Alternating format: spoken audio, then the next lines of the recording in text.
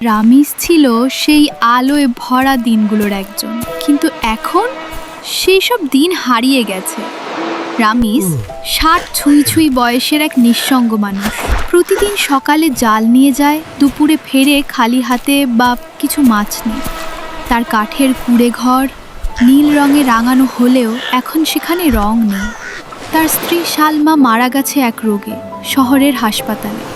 ছেলে মুনির ঢাকায় তার নিজের পরিবার নিয়ে ব্যস্ত, আর ফোন মাসে একবার।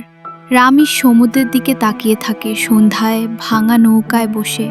হলুদ আলোয় ঝলমল করে সূর্যাস্ত, কিন্তু তার চোখে কেবল ছায়া। সমুদ্র আজকাল কথা বলে না, যেন বুঝে গেছে আমি কিছু শুনতে চাই না, শুধু একটু সঙ্গ খুঁজি। এক রাতে সমুদ্র ছিল অস্বাভাবিক শান্ত। জোয়ারের শব্দটা কেমন যেন ধরা ধরা। রামিজ তার জাল ফেলে দিয়ে ফিরে যেতে চায়, হঠাৎ টানে কিছু ভারী। সে টেনে তোলে জাল, আর তার মাঝখানে এক মানবীর শরীর। কিন্তু মানবী নয় সে, পা নেই। সেখানে ঝলমলে নীলাভ স্কেল, চুলে শয়বাল জড়ানো, ঠোঁটে রক্তের দাগ। তার বুক ধীরে ওঠানামা করছে। সে জীবিত। রামিজের চোখে আতঙ্ক, তবু ভয় না।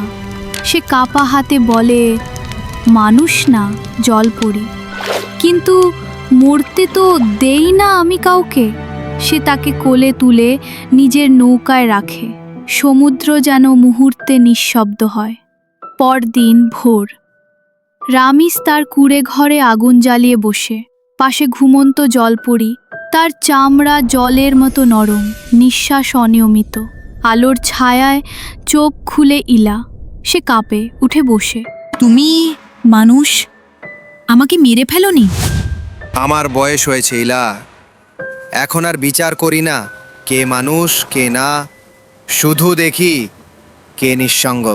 ইলা, আমি বিশ্বাস করিনি কেউ বাঁচাবে, বিশ্বাস করিনি কেউ ছুঁয়ে দেখবে রক্ত ছাড়া। দিন কাটে। ইলা এখন নৌকার পাশে বসে সূর্যাস্ত দেখে। তার গলায় নতুন রোদ মিশে যায়। সে বলে, আমরা ভালোবাসতে পারি না, আমাদের রাজ্যে চোখের জল নেই।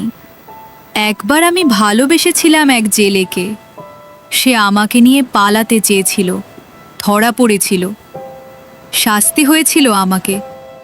তোমার চোখে এখনো জল আছে ইলা, ভালোবাসা মরে না। তারা একে অন্যকে গল্প শোনায়। সালমা আর রামিজের গল্প, ইলাও তার হারিয়ে যাওয়া রাজ্যের গল্প। নিঃসঙ্গতা ও মমত্ব একসাথে গড়ে তোলে এক অভূতপূর্ব সম্পর্ক। গ্রামের ছেলেরা বলে, ওর ঘরের পাশেই জিনও আছে। কেউ রাতের কাপা আলোয় ইলার ছায়া দেখে চিৎকার করে। একদিন এক ধনী পর্যটক আসে শহর থেকে।